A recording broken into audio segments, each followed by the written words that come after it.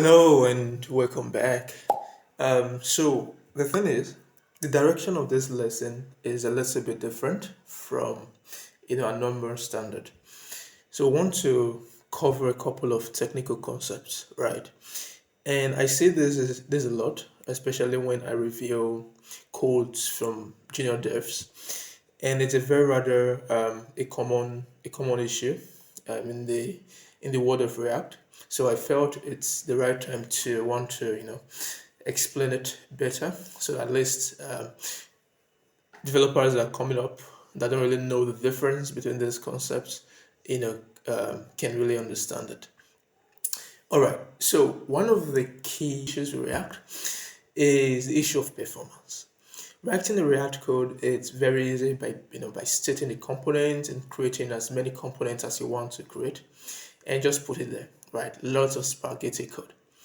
But the problem with this is that how maintainable is this code, right? So the maintainability of this code is actually close to none, because you when you run it in the real world um, environment, you begin to experience sluggishness, low response time. The speed is actually reduced drastically. So for us to be able to prevent all of this, we have to understand this rather important concept. We're going to be covering the React.memo, the useMemo, and the useCallback, right? So how does this work, right? So I've actually spin up a very simple project, and what this does is that it basically contains three major components. We have the parent component that contains all of this, and then we have a very small function that computes the total items sold, and then we have a very small button, right? So when I refresh this page, what happens is that I'm doing the calculation, I'm calculating the total sales right here, and then I'm rendering the sales dashboard component, which is this, everything around. Okay, so let's do that well so you guys can get it. Anything around here, let me put up my, right, so everything around here is the sales dashboard component, right? And also this one is the counter button. So what I meant to say, yeah, this is pointing to this, right? Why everything around this corner will be pointing to this, right? So within here, within this parent component, there's actually a function, and that function will be responsible for computing the item sold. I hope that makes sense, right? So I'm going to show you guys how this works. So by default, when you refresh the page, everything loads, which is not a problem, right? Which is completely fine. So I'm going to show you the code how that is. So now we have the main page, and this contains this is the component I'm interested in, home without optimization. So I'm going to open this up, and I'll just pin this right here. Okay, so we're doing quite a few things here. Now we have our sales data. It contains an ID, an amount, and so on, right? Which is fine. And you might be wondering, I think this comes up. I've been asked this question a lot. Why do we put a constant component outside of the component, right? Why do we put a constant value or variable, as the case may be? This sales data is a variable and is a constant. Why do we put it outside the component? Yeah. So why we put it outside the component is that it doesn't change. It's a static value, right? Since it doesn't change, it's best you put it outside the component so that it doesn't get recreated every time that component renders, right? So the difference between doing something like this and doing something like this is performance, right? So this is not performance because anytime you render this component, this gets re-rendered, which is a problem, right? So you don't want that case, but immediately you put it on top like so, it doesn't get recreated. How that makes sense? All right, so that's not really the main focus. So let's go back to the main discussion. So now we have the sales dashboard component. It has a very basic state here, items sold, and this is where we are setting it. The set items sold. Okay, so here we have a basic reduce function, and this is what we use to compute. So we're actually accumulating the total cost of the sales, right? So we know everything that has been sold so far, right? So we sum everything together, and then we just sum it, and then you return the total first. So this is what the total sales is doing, very basic. And I've actually added a log statement here so that we know when this component renders, right? So when this total sales basically renders. And also we have a very small function, and this is for us to basically handle the items that have been sold. So if an item is sold, we just do the previous count, then we increment it +1. That's fine, that's fair enough. All right, so now we basically put a very small log here to know when this component renders, when it says dashboard component renders. How does that make sense? So now the sales dashboard component is actually a parent component, and within it we have a child component here, and this child component is called counter button, right? So on increment it calls this function, which is fair, right? So the counter button component is just contains a button, and we're using a log here to track the state of it. Now that makes sense. So yeah, so this is actually the setup, this is actually an example of not an optimized setup, because every time you render the sales dashboard, the total sales will be recalculated every time. This will be recalculated, and also this child component will be re-rendered, right? Why? Because we're not wrapping the counter component around the React.memo, and we're not using the useCallback here for this function to memorize the function, and also we're not using useMemo here to memorize the result of the function, right? So now we want to explain it in plain terms. What is React.memo? What is useMemo, and what is useCallback? Let's start with React.memo. React.memo basically tells us that, okay, we have a very small function. So what this does is that here, you see, we say that, okay, only we render this component when this prop changes. So this prop is actually a function, right? So when this function signature changes, please re-render this component. That's what React.memo is, right? So whenever the prop passed into that component changes, that's when the component will only get re-rendered and not another situation. All right, so let's go back. Okay, so so we're actually explaining the use on without optimization earlier, right? So we've not really talked much about whether we want to use useMemo or not. So I think it's nice for us to show this as an example, so that before we go into the actual thing. So what I'm going to do, I'm going to clear this out. I'm going to click on cell. So you can see, when I click on cell, we are calculating the function again, right? So we're calculating this guy. So open it quickly. So we're rendering, so we're calculating this, right? And also at the same time, in the sales dashboard, we're rendering that. And this counter component, we are re-rendering that component. So anytime we click on this button, the same thing happens, right? The same thing happens, right? And you might be wondering, why is it working so well, right? Because actually by default, React basically renders every component twice. So I had to set this React street mode to false, right? So in dev mode, so by default it's actually true in dev mode, but in production it's set to false, right? So I had to set it here so that we don't experience those issues. So I'm able to explain it to you in clear terms. So if you have it set to true by default, what will happen is that every single component will render twice. So we don't want that in this case, so we can be able to explain it better. Okay, so anytime I click on here, so what will happen is that the three components are being re-rendered every time.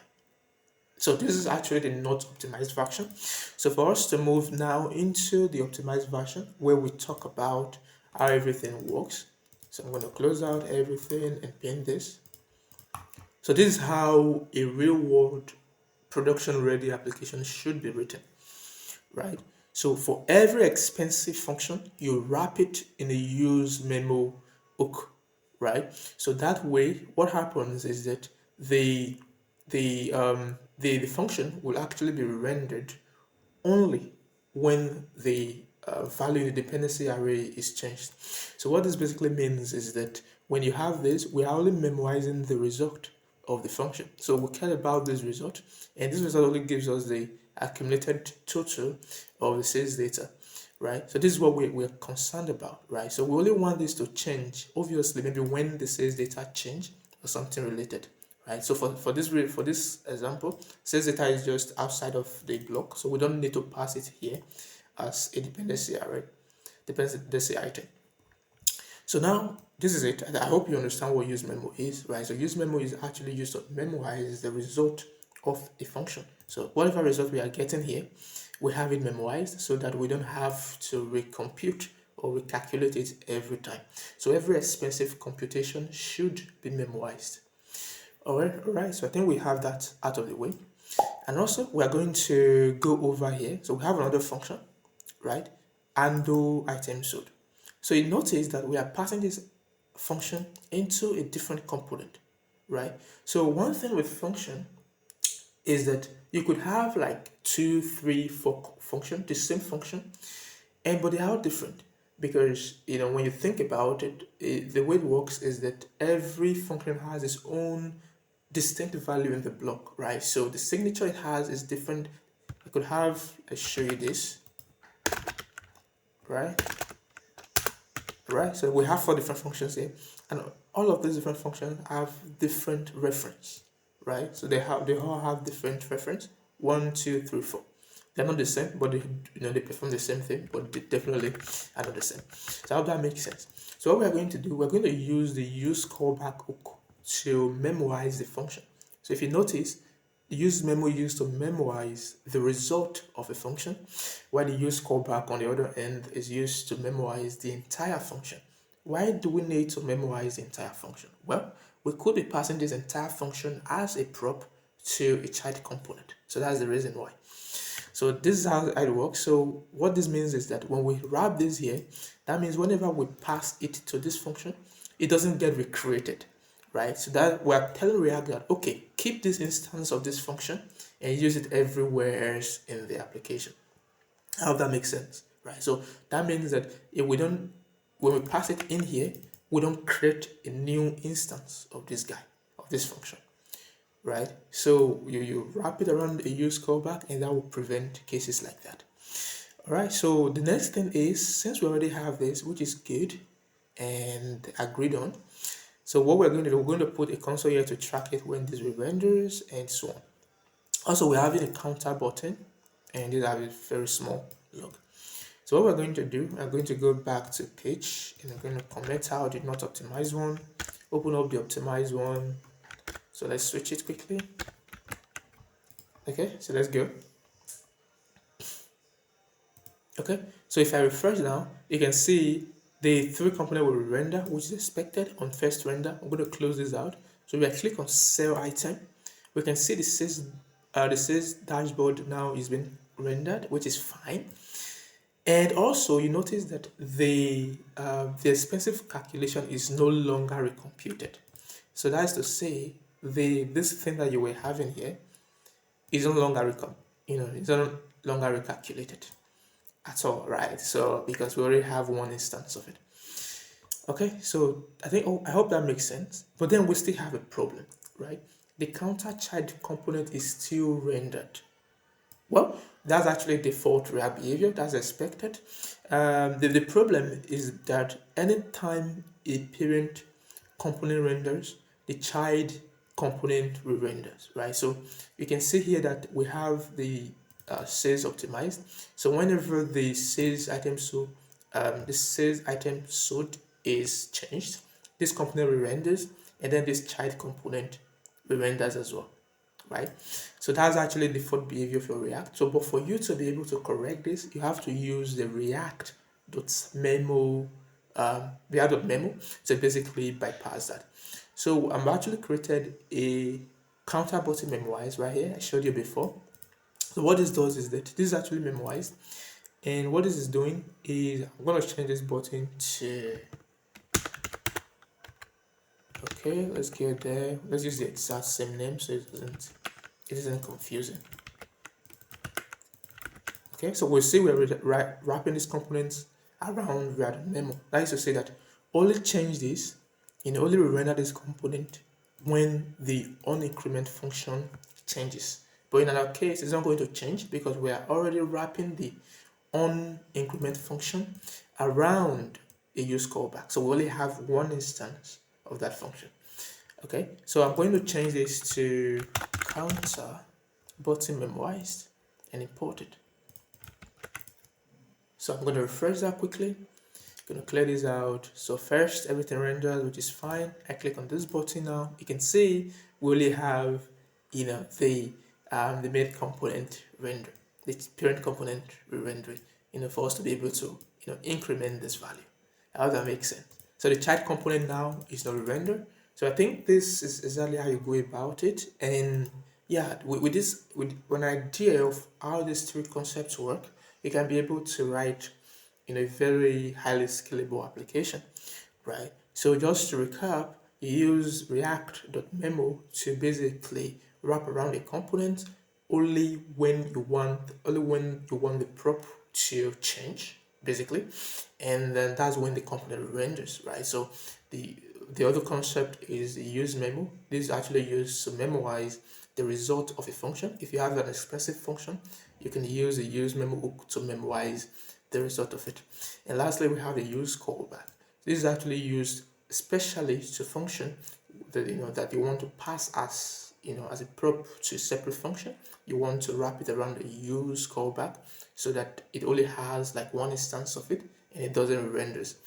And finally, one of the use case for useCallback would be, for example, I'm creating some sort of use effect here, like so. Alright, so this is going to have a dependency array, and for some reason, I want to use this function here in this use effect hook, right? So there's no way I can just do it like this, right? So if I do it like this, I have to pass it here. Yeah, which is fine, right? So this works because it's actually a memoized function. I could easily pass it into a use effect and it works correctly. But in cases that it is not memoized, like so, okay, let's call this bad, and we're just going to call this a very small function. It is not memoized, and we take those out of there. Okay, so this, put this here, and I'm going to put this here. Aha! So you can see our linter is already complaining that the handle item subbar function makes the dependency of use effect change on every render. Move it inside a use effect callback. Alternatively, wrap the definition of these in a use callback hook. Yeah, so I hope that makes sense, right? So because they want you to create to just have one instance of it before you pass it in, because this will actually lead to infinite loop and to break your entire system. So that's why it's actually important the way you interact with all of this concept. And I hope you guys have been able to gain one or two knowledge about all of these concepts. Definitely catch you on the next one.